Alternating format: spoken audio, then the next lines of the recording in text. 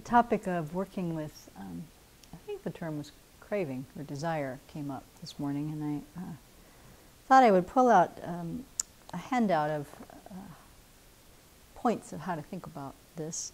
Venerable Children years ago did a workshop, I think a series of workshops on taking the ache out of attachment, and very, very good points on how to work with this.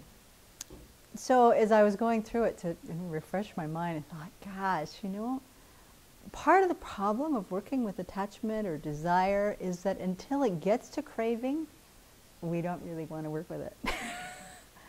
Until it gets to craving and it's really driving us nuts, it makes us feel good. So why should I think about this? It's something that makes me happy. Life is hard. Let's, you know, have a little attachment. So right off the bat, you know, we know this. We can recite this. Attachment is a mental factor that exaggerates the good qualities of the person, the object, or projects things that aren't there. And then seeing that clings to that object. Well, we don't believe it. Right at the beginning, we don't think we're exaggerating anything. Whatever it is that we're, you know, grasping for sure, I know that's going to make me happy. Based on past experience, that plate of cheese is going to bring a pleasure that I want. What is the problem here? So right at the very beginning, we have a problem because we don't think we have a problem. And we don't think we have a problem until it becomes a big problem. But it was really a problem before we recognized the problem. So I think that starting out with working with attachment, we can talk about the antidotes and we'll get there, but the real thing we have to look at the very beginning is to start to analyze, what do I think I'm going to get from this? Oh, this looks really, really good. I really want to eat this right now. Okay, stop.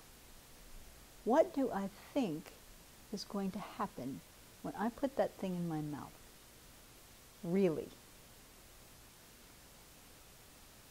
There's an anticipation of some sort of happiness, some moment of pleasure.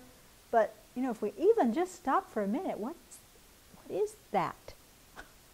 What is going to happen? I'm going to bite down on that chunk of cheese. It's going to start turning into cream cheese almost instantly. It gets gooey and gummy in my mouth. And where is the pleasure in that? Is it in the texture somehow, the contact of my teeth with the rubbery texture of the cheese? Is it a little bit of the sour taste in my tongue? Is the pleasure somehow kind of rising up through my sinuses as it permeates my head, as it gets gummier and gummier? Is it in the thickness of the saliva that starts to slide down my throat? Where is the pleasure in this? And is it really pleasure even? You know, if we stop to think, even before we put it in our mouth, those are some serious questions to ask, because our impression of what we think is going to happen and what is actually happening are two entirely different things. And one of the big disadvantages of this, having this kind of attachment and not examining it, is that as soon as we've taken the first bite, our mind is already onto wanting more. We didn't even notice that it turned to some gummy, slimy thing as we were sliding down our throat, because we're already anticipating the next thing that's going to happen. And that's one of the biggest disadvantages, or one of the first disadvantages of attachment, is that it propels and feeds this never-ending questing mind. I want so much that I hardly even notice I got. You know, we don't. I want, I still want, I still want, I still want, I still want. You know? Hours later, we're barfing, but that I want mind doesn't stop. And that's not our mouth. It's not our tongue. It's not our belly. That's our mind. Not even identifying the object really. It's the mind wanting pleasure. I don't care if it's cheese. I don't care if it's, you know, candy canes. I don't care what it is. What I want is the pleasure. So I do believe that before we can begin to analyze and apply the antidotes that we've been taught, it's pointless. Oh yeah, okay, yeah, cheese is impermanent. Ta-da. So once we've begun to analyze, then we look at the disadvantages. So, okay, what are the disadvantages of attachment, you guys? Well, it never satisfies. It's so temporary, it's so fleeting that we don't even know it. Yeah, it never satisfies. It's fleeting, it comes through, it just, yeah, you hardly notice it, and we're never happy. We want something else. What else? It leads, that's right, it leads to anger, because the moment we can't get what we want, we're just furious at whomever or whatever got in our way. And that's not a happy state of mind. And totally unlike the I want mind. That is not a happy state of mind. Right, what are the other disadvantages?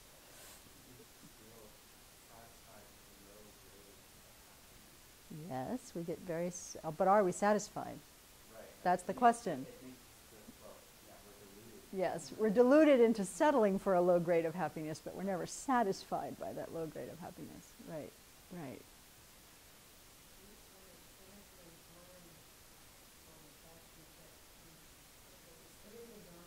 That's right. We spend so much time wanting, craving, and then trying to get what we're attached to that we completely waste our lives. Our precious opportunity goes right down the gullet over and over and over again.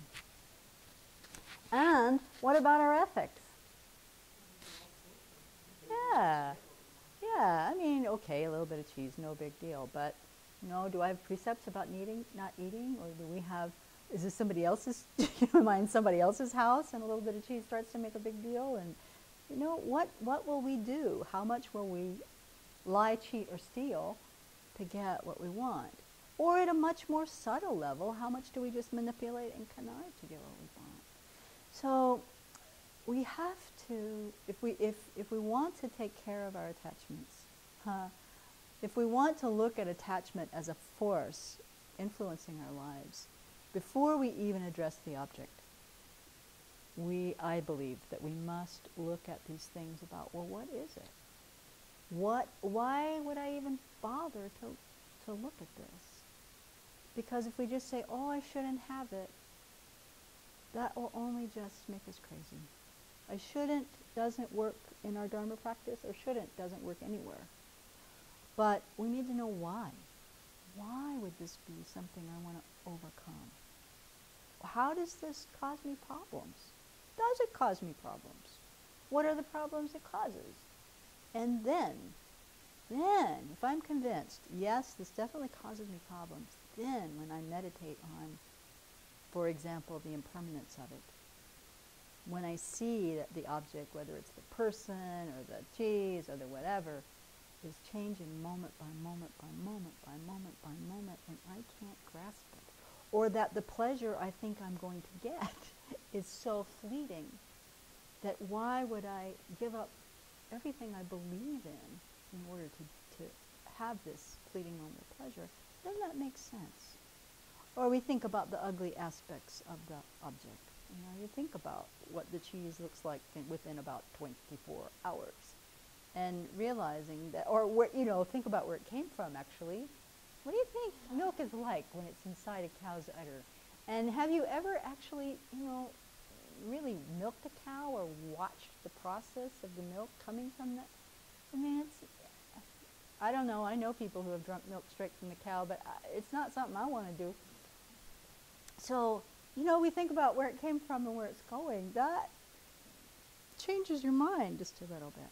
So there are many good antidotes, and I recommend that you go online to tiptonchildren.org, look up Taking the Ache Out of Attachment, and get this list, because they are useful. Keep them on your puja table. It will change your life. But before you even get to those meditations, we must think about truly, what is attachment? What do we get out of it? How does it hurt us? And what are its disadvantages? And that will lay a good groundwork, a foundation, to begin to really address it in a productive way. And then we're practicing the Dharma.